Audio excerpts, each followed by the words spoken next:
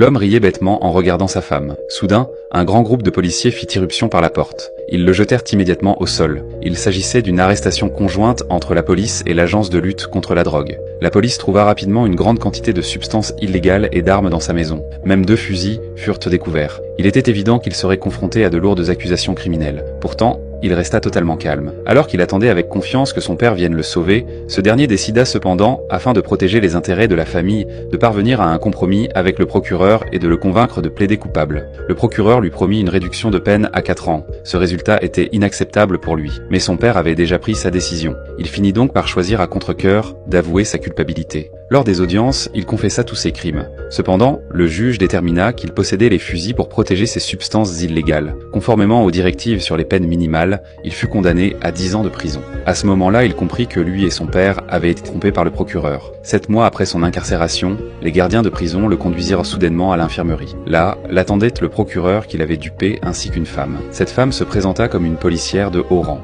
Elle avait découvert que l'homme s'adaptait très bien à la prison et qu'il était ami avec tous les grands gangs criminels. Il dirigeait même un petit commerce parallèle, louant des magazines aux détenus. Ils appréciaient que sa capacité à s'entendre avec tout le monde. Il pouvait se faire des amis en quelques phrases seulement. Tout comme la femme qui se tenait maintenant devant lui. Elle voulait lui proposer un marché. Il voulait le transférer dans une autre prison pour se rapprocher d'un tueur en série et lui soutirer l'emplacement d'un cadavre. Il soupçonnait ce meurtrier d'avoir tué 14 jeunes filles, mais la police n'avait retrouvé qu'une seule victime. Il devait en trouver une autre pour le condamner définitivement. La prison où le tueur était détenu était un véritable cauchemar, un établissement réservé aux criminels les plus dangereux. Il refusa immédiatement la proposition, mais la femme lui expliqua que s'il retrouvait le corps, il lui accorderait une remise de peine totale. Pourtant, il refusa toujours.